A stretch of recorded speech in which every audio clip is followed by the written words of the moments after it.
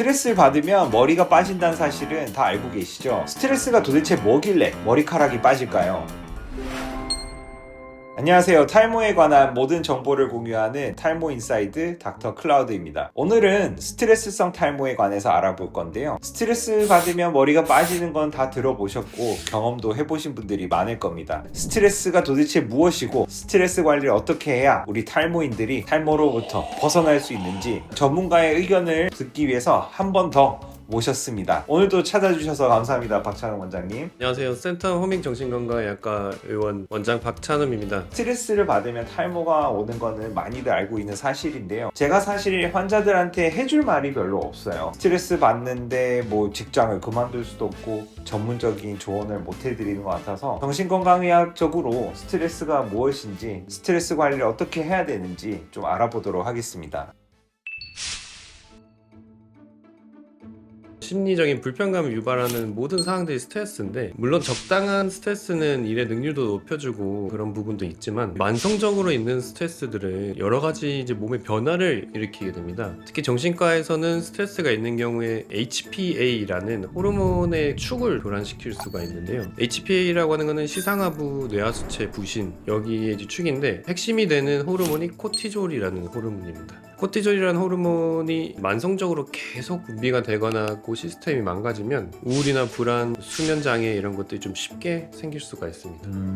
정신과적으로도 이런 불편함을 일으킬 수 있다 보니까 모발도 스트레스에 민감한 조직이지 않을까 싶긴 하거든요. 맞습니다. 그래서 저희도 콜티졸에 좀 집중을 하고 있어요. 중요한 장기라고 하면 심장, 콩팥 뭐 이런 것들이 있다면 모낭, 모발은 우리 신체에서는 사실 가장 좀 안 중요한 장기 중에 하나라고 보고 있거든요. 우리 인체에 있어서 모발은 조금 부수적인 기관이기 때문에 스트레스를 받고 호르몬의 변화가 오면서 두피로 가는 영양분이라든지 두피로 가는 혈류가 줄어들면서 탈모가 올 수 있다, 이렇게 설명을 드리고 있어요. 그래서 실질적으로 스트레스 받으면 탈모가 심해진 분들도 많이 있으시고, 도대체 어떻게 해야 이 스트레스를 줄일 수 있는지 관리할 수 있는지가 핵심이거든요. 스트레스는 항상 존재하는데 어떻게 우리가 스트레스 조절을 해서 탈모가 안 오게 할 수 있는지 좀 스트레스 조절하는 비법 전수 좀 해주십시오.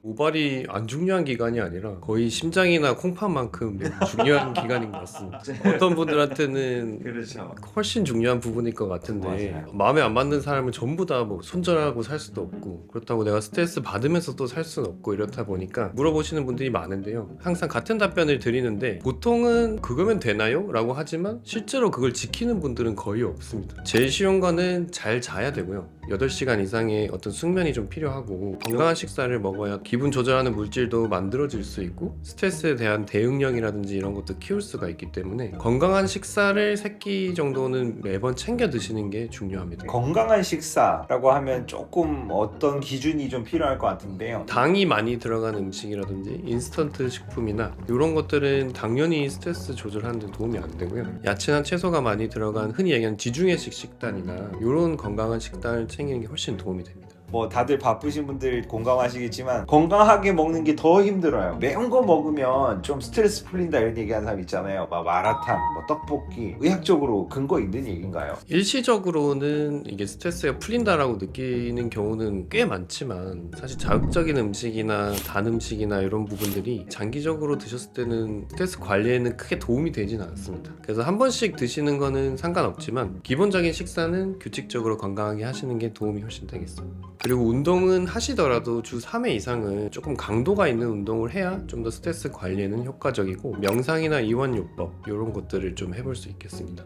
운동 얘기를 하셨는데 강도가 좀 중요하다고 하셨잖아요. 네, 맞습니다. 심박동수가 좀 올라가는 정도로 헉헉대는 정도가 강도 높은 운동의 기준이 될까요? 제가 말씀드렸던 강도가 있는 운동의 기준은 운동을 하면서 옆 사람과 대화하기가 약간은 좀 힘든 정도, 주 3회 한 번 할 때 한 30분 정도는 해주시는 게 스트레스 관리에는 도움이 많이 됩니다. 이제 다시 운동을 하기 시작했거든요. 매일 못 가더라도 한 일주일에 2번, 3번 정도 가고 이제 땀이 확 나면 모든 그런 잡생각도 없어지고 스트레스가 확 날아가는 것 같아요. 네, 맞습니다. 마지막에 명상이라고 하셨나요? 사실 저도 명상 해보려고 가만히 앉아서 음악 틀고 눈을 감고 노력을 해봤는데 생각보다 어렵더라고요. 그러니까 어디서 어떻게 시작하고 어느 정도 시간 동안 명상해야 되는지도 모르겠더라고요. 그래서 처음 명상을 하려는 분들에게 좀 명상을 어떤 식으로 접근하고 어떻게 해야 되는지 좀 알려주시겠습니까? 명상의 가장 큰 원칙은 몸의 감각에 집중하면서 내 몸이 이완되는 걸 느끼는 게 제일 큰 원칙입니다. 그래서 몸이 이완될 때 필요한 신경이나 이런 게 활성화가 되면 스트레스 관리에 도움이 되는데요. 오늘은 이완호흡법이라고 해서 많은 분들이 쉽게 따라할 수 있는 거를 알려드리겠습니다. 어떻게 하면 되나요?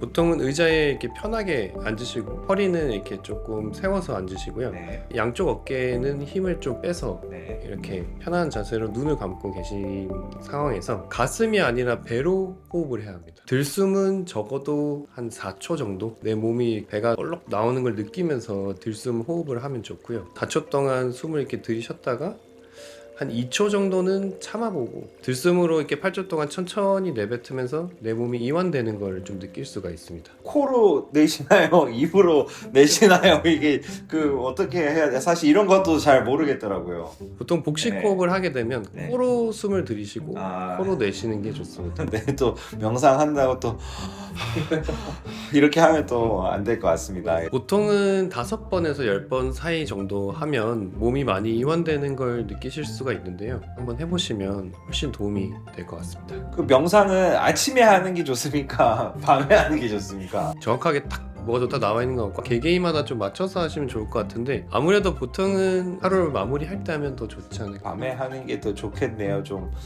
괴롭혔던 사람들 생각도 좀 하면서 놓아주는 그런 시간이 있으면 좋을 것 같네요. 맘모스.